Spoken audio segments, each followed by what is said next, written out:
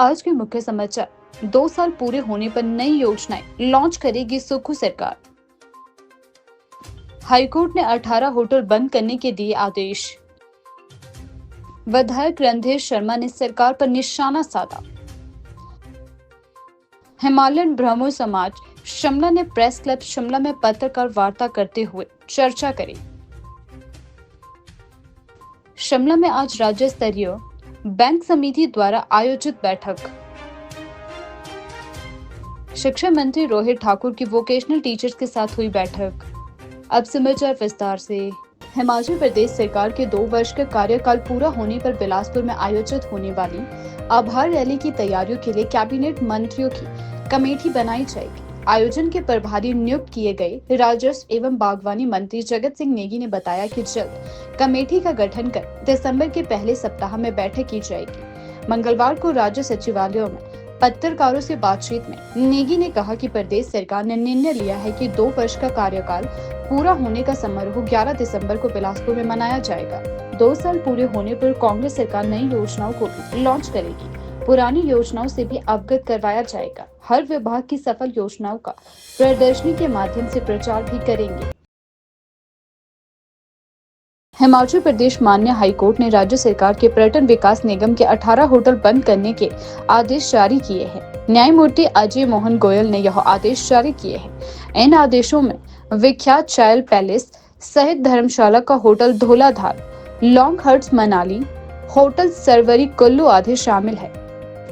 इन सभी को 25 नवंबर तक बंद करना होगा। हिमाचल प्रदेश पर्यटन विकास निगम के एमडी अदालत के आदेश की अनुपालना करवाएंगे। वे इन आदेशों की अनुपालना के लिए निजी तौर पर जिम्मेदार होंगे। इसके अलावा 3 दिसंबर को मामले की अगली सुनवाई के दौरान पर्यटन विकास निगम के एमडी आदेश की अनुपालना के संबंध में एक शपथ पत्र दाखिल करेंगे। आज शिमला में भाजपा के मीडिया प्रभारी एवं नैना देवी विधायक रणधीर शर्मा ने कांग्रेस सरकार पर निशाना साधा है। उन्होंने कहा कि हिमाचल की कांग्रेस सरकार हर क्षेत्र में विफल हुई। रणधीर शर्मा ने कांग्रेस को माफिया का दबदबा बताया है।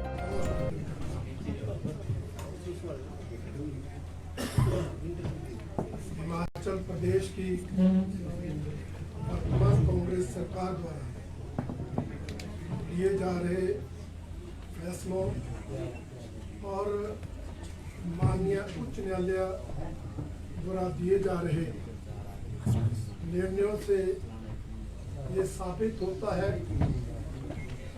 कि हिमाचल प्रदेश की कांग्रेस की सरकार हर फ्रंट पर फेल है, हर क्षेत्र में विफल हुई है और हर दृष्टि से नाकाम सिद्ध हो रही है।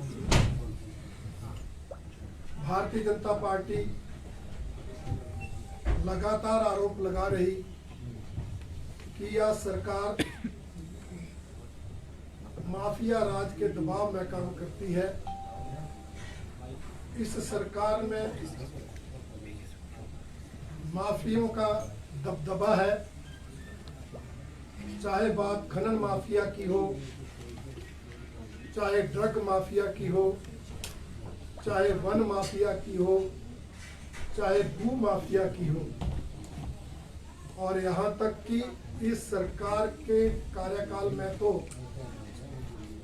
तबादला माफिया भी सक्रिय हुआ है।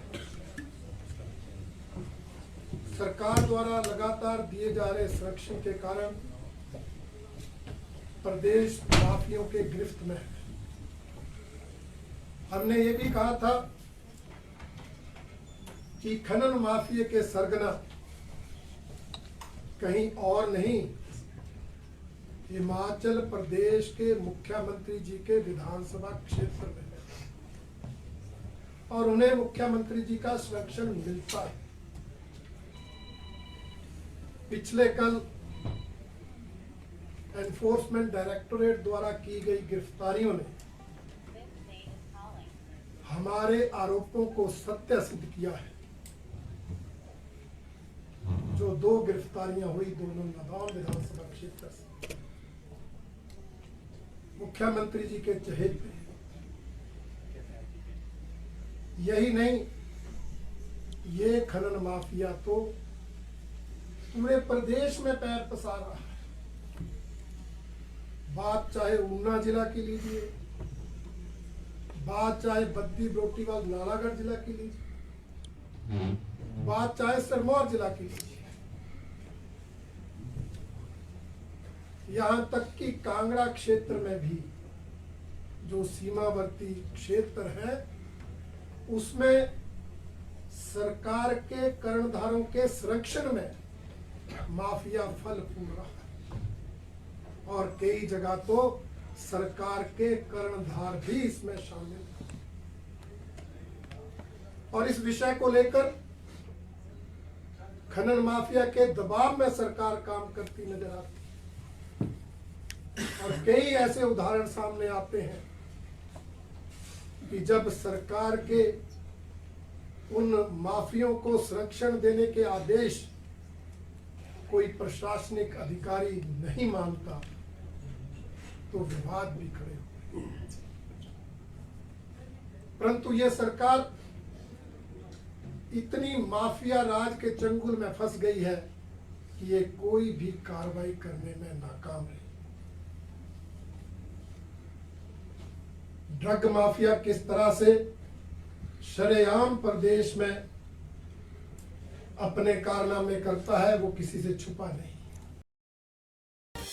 आज शिमला में हिमालयन ब्रह्मो समाज शिमला ने प्रेस क्लब शिमला में पत्रकार वार्ता के दौरान हिमालयन ब्रह्मो समाज के trustee Melaram, Sangroli trustee Mahendra Kumar, Himalayan Brahmo Samaj के महासचिव विशाल शर्मा व अन्य ट्रस्टी इस प्रेस कॉन्फ्रेंस को संबोधित करते हुए मैं आपको इस विषय पर प्रश्न पुट करेंगे। राष्ट्रीय ब्रह्मो समाज की स्थापना राजा राम मोहन राय जी ने की थी और ये स्थापना जो है 23 अगस्त 1828 को की गई थी और इसका उद्देश्य ब्रह्मो समाज भारतवर्ष में सती प्रथा को समाप्त करने के लिए जाना जाता है। राजा राम मोहन राय जी ने इसकी स्थापना इन्हीं उद्देश्य के लिए, महिला वर्ग के लिए, सभी दलित वर्ग के लिए, पिछड़े वर्ग के लिए और बेसहारा लोगों की स्थिति को उभारने के लिए देहांत हो गया। उसके बाद केशव चंद्र सेन जी उनको जो है ये सारा दायित्व दिया गया और उनको प्रसार और प्रचार का जो है हिमालय ब्रह्म अपनी गतिविधियां चला रही थी। लेकिन वर्ष 2008 में दुर्भाग्यवश एक ऐसा मोड़ इसमें आया कि सभी लोग जो इसको जो है बचा रहे थे, जो यहाँ पर मंदिर बना है, मैं आपका मंदिर का हवाला भी इसमें देना चाहूंगा कि 1886 में, ये आप जरूर लिखिए, थाने में रहते थे वो, और उनके साथ जो है यहाँ विजय पंडित जी थे, अभी 2 साल पहले ही उनका जो है देहांत हो चुका है, वो थे। इन लोगों ने, कुछ और लोग इसमें शामिल होकर के जो है, इन सब लोगों ने जो है, जो इसकी ओरिजिनल ट्रस्ट डीड थी, जो इसके असली कागज थे, वो उन सब को करके जो है एक पैरेलल जो है ट्रस्ट डीड जो है अपने आप जो है दिल्ली में बैठ के जो तैयार कर। जो लोग, मैं यहाँ ये भी कह, अभी मेरे साथी, क्योंकि मैं सारी चीजों को जो है अभी आपके सामने केवल मात्र दिया पिछड़ा ये रख रहा हूँ, कुछ आप क्वेश्चन करेंगे, मेरे साथी महेंद्र जी और ज्योतिका जो है कुछ पॉइंट्स रखेगी कि ये लोग, खास करके जो ललित वर्मा जी है, किसी हालत में कहीं भी जो है इसके ब्रह्मो समाज के मेंबर नहीं है। ये जो है रामकिशन मिशन का मेंबर है और उसके हम जो है आपको जो है प्रूफ भी देंगे, आपको सामने आएंगे यहाँ पर और आपने उसको देखना। शिमला में आज राज्य स्तरीय बैंक समिति द्वारा आयोजित बैठक में सीडी का अहम मुद्दा रहा, जिस पर चर्चा हुई। वहीं हिमाचल के बैंकर्स द्वारा बैंक प्रणाली पर लिए गए अहम मुद्दों के बारे में भी चर्चा की गई। जी, मेरा नाम प्रदीप आनंद केशरी है। मैं SLBC कन्वेनर हूँ हिमाचल प्रदेश स्टेट के लिए और मैं साथ ही साथ यूको बैंक का अंचल प्रमुख हूँ शिमला जोन के लिए। और जैसे कि आपने बताया, आज राज्य स्तरीय बैठक हुई है। ये RBI की लीड बैंक स्कीम के तहत साल में 4 बार क्वार्टरली इंटरवल पे हम सारे बैंक्स और स्टेट गवर्नमेंट के डिपार्टमेंट्स आपस में बैठक करके जो बैंकों की लोन की स्कीमें हैं, स्टेट गवर्नमेंट की डिफरेंट स्कीमें हैं, उनकी ग्रोथ और रिव्यू करते हैं और उस पर चर्चा करते हैं कि इस स्कीम में कैसे सुधार लिया जा सके, बैंकों में जो एप्लीकेशन पेंडिंग है उसको कैसे जल्दी से जल्दी निपटारा किया जा सके, और कस्टमर की जो नई रिक्वायरमेंट्स हैं, कस्टमर की जो ग्रीवेंसेस हैं, फीडबैक्स हैं, उसके ऊपर हम चर्चा करते हैं। और यहाँ की मीटिंग में जो भी निर्णय लिए जाते हैं बैंकों द्वारा आने वाले समय में उसको अपने बैंकों के अंदर इम्प्लीमेंट किया जाता है। लोन लेने की सुविधा को कैसे आसान बनाया जाए, सुविधाजनक बनाया जाए, क्या इसको लेकर भी जो है आपके इस बैठक में कोई बात होगी? जी, जैसे कि राज्य स्तरीय जो बैठक होती है इसमें सरकारी स्कीमों के ऊपर चर्चा होती है और सरकारी स्कीमों की जो नोटिफिकेशंस होती हैं उसमें लोन लेने की प्रोसेस पहले से डिफाइंड रहती है। तो जब भी जितने भी कस्टमर्स हैं और सरकारी डिपार्टमेंट साथ ही साथ बैंकों के द्वारा कस्टमर को कॉन्टैक्ट किया जाता है और उस नोटिफिकेशन में जो भी रिक्वायरमेंट्स और एप्लीकेंट का क्राइटेरिया होता है, एप्लीकेशन उसके हिसाब से ली जाती है।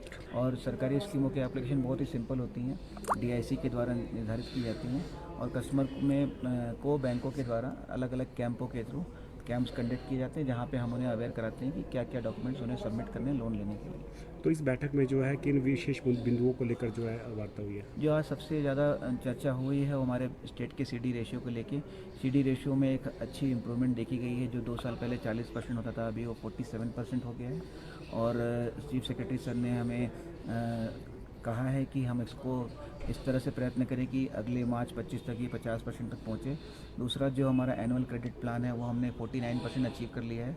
उन्होंने ये भी डायरेक्शन दिया है कि बैंकों को बाई मार्च 25 एसीपी टारगेट ज़रूर अचीव करें और साथ ही साथ जो भी सरकारी स्कीम है उसमें जितनी भी पेंडेंसी है वो सारी पेंडेंसी बैंकों की जो एक निर्धारित सीमा है उसके अंदर रहें, बहुत ज़्यादा लोन पेंडिंग न रहें बैंकों के द्वारा। कोई नए नियम भी जो है लागू होने जा रहे हैं, इसको लेकर भी क्या कोई वार्ता हुई है? जी, नए नियम ऐसा कुछ नहीं, लेकिन कुछ नई स्कीमें जो सरकार की लॉन्च हुई हैं जैसे कि डॉक्टर वाई.एस. परमार एजुकेशन लोन योजना, राजीव गांधी स्वावलंबन योजना, इन सारी स्कीमों पर चर्चा हुई है और आने वाले समय में इन स्कीमों के थ्रू जो लाभार्थी उनको ऋण दिया जाएगा।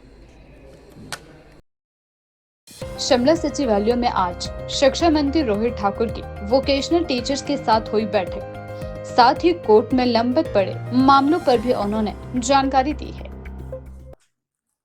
शिक्षा विभाग ने विशेषकर जो समझता हूँ कि जो मुद्दे थे और जो उन्होंने अपना डिमांड चार्टर मुझे दिया था, विभाग को दिया था, समग्र शिक्षा को दिया था, उसमें समझता हूँ सहानुभूतिपूर्वक विचार कर जो विभाग के द्वारा किया जा सकता है उसमें हमने निर्णय लिया है। सैद्धांतिक रूप से प्रिंसिपल इस उदाहरण के तौर पे जो वहाँ पर ब्रेक या जो छुट्टी की बात पिछले वर्ष से चली थी, जो पहले हमारी बीटीज को आपकी लीव्स नहीं मिला करती, छुट्टियां नहीं मिला करती थी, हमने पिछले वर्ष 20 डेज की लीव आपकी प्रारंभ की थी। इसमें बढ़ोतरी करने का, विशेषकर जो हमारी फेस्टिवल ब्रेक होती है उसमें सैद्धांतिक रूप से अपनी सहमति व्यक्त की है। और इस तरह से जो रिक्रूटमेंट एज जो वर्तमान में आपका 37 साल का, उसको बढ़ाने के लिए जैसा हमारी प्रदेश सरकार में 45 ईयर्स है, इसको बढ़ाने के लिए भी समझता हूँ हमने प्रिंसिपल सैद्धांतिक रूप से अपनी सहमति व्यक्त की है। और इसके अलावा जैसे उदाहरण के तौर पे जो प्रदेश सरकार से संबंधित, जहाँ पर आपकी फाइनेंस इन्वॉल्व होगा, आपकी वित्तीय संबंधित बातें होगी, वो हम प्रदेश सरकार से टेकअप करेंगे, क्योंकि समग्र शिक्षा इसमें अधिकतर फंडिंग गवर्नमेंट ऑफ इंडिया से होती है। कुछ उनके ऐसे मुद्दे भी है तो केंद्र सरकार से टेकअप किए जाएंगे। तो इसके लिए एक हमारी एसपीडी की अध्यक्षता में कमेटी का गठन किया है ताकि वो अपनी रिकमेंडेशन मुझे देंगे और उसी तरह से आगे उसको माननीय मुख्यमंत्री के संज्ञान में सारी बातें लाई जाएगी। और जो मामले केंद्र से टेकअप करने हैं